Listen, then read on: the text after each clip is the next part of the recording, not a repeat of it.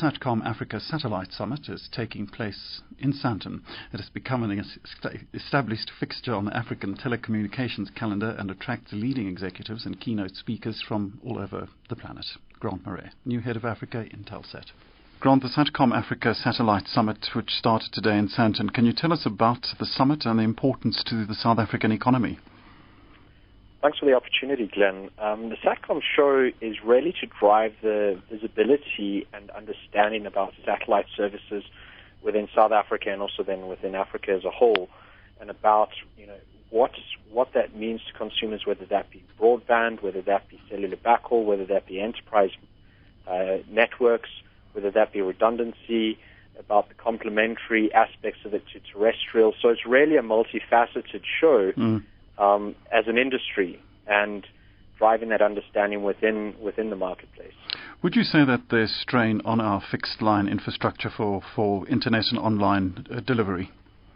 I wouldn't be able to comment on whether there's strain on it. I think there's ever-growing need for additional capacity because the number of users increases as well as the usage per user is increasing. So you have this exponential effect. You have number of users increasing multiplied by increasing demand by each user. So it's really an exponential effect that's happening. So satellite is a good alternative or backup or in tandem system then? It's both at the same time. So it's a complementary aspect in terms of deploying a network. It can be a standalone, but generally used in a hybrid network of both fiber, microwave, and then satellite. Where satellite does have an advantage is it's able to reach rural users where terrestrial infrastructure may not exist. It can reach there quicker. It can also reach to where there's new urban development where terrestrial infrastructure may not have been built out yet. So it's a great bridge to when terrestrial does reach as well. Is it a difficult medium to actually get connected to?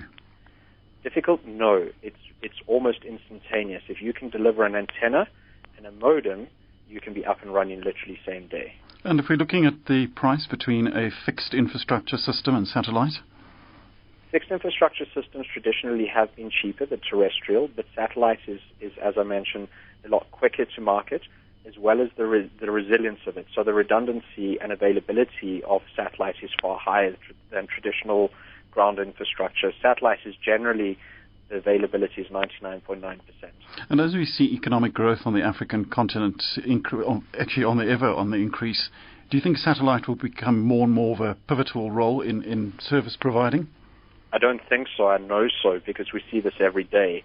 We see that satellite deployments across Africa driving both the new acquisition of users plus providing existing users with new ways of actually adopting, whether that be broadband or IP services as well as broadcast.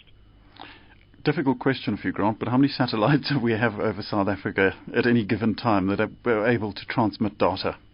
Well, Intelsat operates a fleet of 53 satellites, of which over 20 provide services to Africa. I wouldn't be able to give you the specifics of South Africa, but we have over 20 that have services in Africa, which is quite significant. And in terms of repairs and maintenance on a satellite, is it difficult? I think what people forget is once it's in space, you can't send the tech around for a service call. So it's put up there, 15 to 20 years of life in that satellite. So you've really got to make sure that when you put it up there, that it's going to last. And the reliability of the satellites, have you ever had problems where you've put them up and they, crash, literally? In terms of, we have had launch failures. We did have one earlier this year where slightly after launch takeoff, it did burn out. These are very few and far between. Remember, we don't operate the launches ourselves. We outsource this, to commercial entities that do that. In terms of in-service satellites, yes, there are occasionally anomalies, but these are few and far between. And just to reassure people that they're not going to have a satellite drop down on their home, what happens when it breaks up?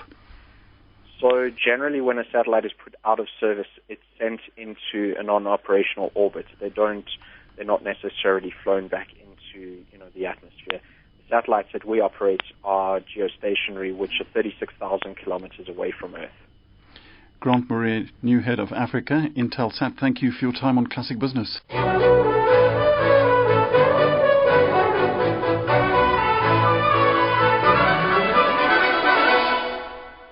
Business. It just keeps moving quicker and quicker. Is your internet connection struggling to keep up? Do you need a hand with your business's technology requirements? No sweat. Switch to MWeb Business, a business-class network housed in world-class data centers. Services that mold seamlessly to the shape of your business. Make the move today. ADSL, lease lines, fiber, 3G, satellite connectivity. Find your perfect fit at mwebbusiness.co.za. MWeb Business, the right connection. T's and C's apply.